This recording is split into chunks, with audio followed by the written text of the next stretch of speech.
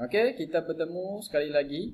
Okey, kali ini saya akan terangkan berkaitan dengan latihan ulang kaji bab yang ke-6, telekomunikasi di Malaysia. Okey, baik.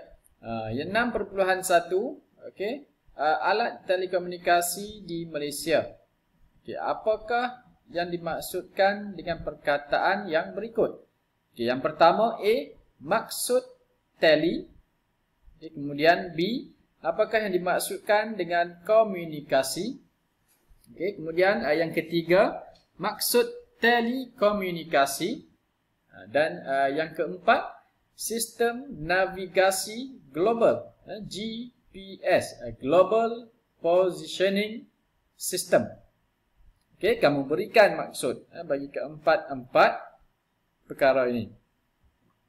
Okey, kemudian yang kedua, nyatakan perkembangan alat telekomunikasi di Malaysia. Okey, perkembangan alat telekomunikasi. Ingat balik. Okey, kamu boleh rujuk buku teks yang saya muat naikkan secara digital. Okey. Baik, kemudian yang ketiga, nyatakan nama alat telekomunikasi di Malaysia dan padankan dengan maklumat yang tepat. Okey, diberikan gambar rajah kepada kamu. A, B, C, D, E dan F. Okey, kemudian diberikan pilihan jawapan. Pastikan jawapan yang dipilih betul dan padan dengan gambar yang diberikan. Fungsi bagi setiap gambar yang diberikan. Okey, baik, itu soalan yang ketiga. Baik, 6.2, alat kemajuan alat telekomunikasi di Malaysia. Okey, soalan yang pertama, nyatakan nama satelit yang dilancarkan oleh Malaysia dalam rajah di bawah. Okey, ada dua jenis satelit. Okey, satelit mikro dan juga satelit Asia Timur Malaysia ataupun Miasat. Okey, ingat balik dalam buku teks ada. Kamu boleh rujuk nanti. Okey. Baik, kemudian 6.3,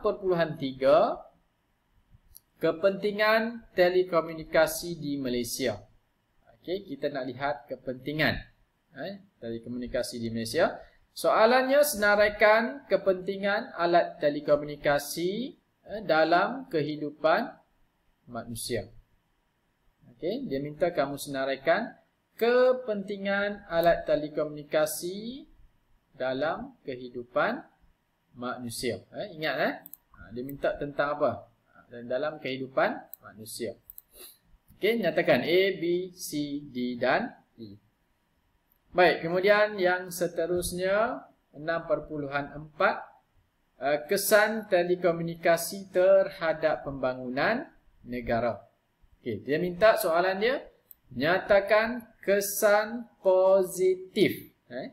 Positif sahaja. Okey.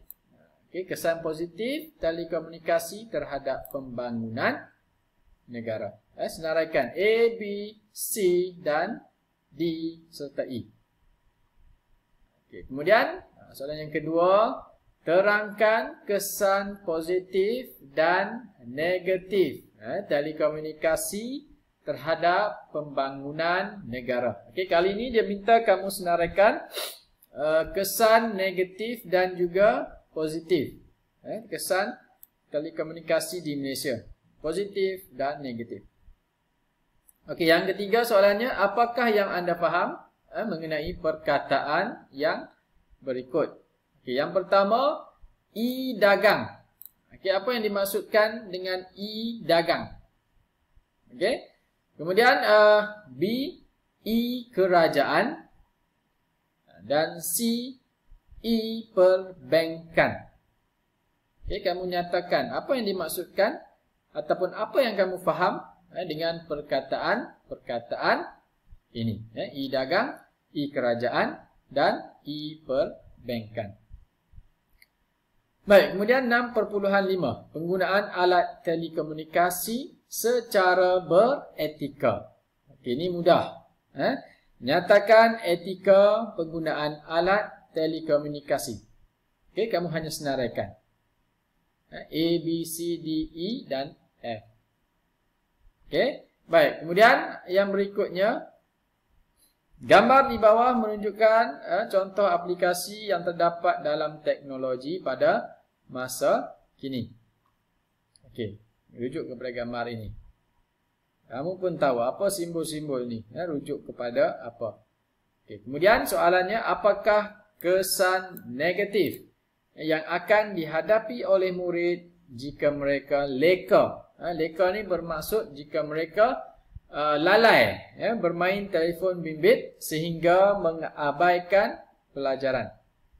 Dia minta kesan negatif. So kamu nyatakan apakah kesan negatif.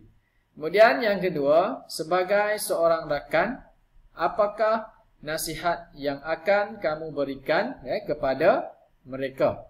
Merujuk kepada soalan tadi. Okey, jika kamu rakan kamu ada masalah leka bermain telefon bimbit, apakah nasihat yang boleh kamu berikan kepada mereka? Okey, kemudian C, apa yang kamu boleh lakukan dengan menggunakan internet untuk meningkatkan keputusan peperiksaan kamu yang akan datang? Okey, soalan dia, dengan menggunakan internet, okey, apakah yang boleh kamu lakukan untuk tingkatkan prestasi pelajaran kamu, prestasi peperiksaan? Okey, menyatakan. So, sampai situ saja soalan. Okey, kamu buat jawab soalan-soalan yang saya berikan tadi dalam buku latihan, seperti biasa. Tulis tajuk bab 6, telekomunikasi di Malaysia. Kemudian setiap subtopik tu tolong tulis. Contohnya 6.1. Kemudian kamu tulis jawapan je terus. Tak perlu lagi salin soalan. Terus tulis jawapan. So, kita akan bincangkan jawapan selepas masa yang saya berikan. Kamu akan jawab dahulu, kemudian baru kita akan bincangkan jawapannya. Okey, so kita akan berjumpa pada video yang berikutnya.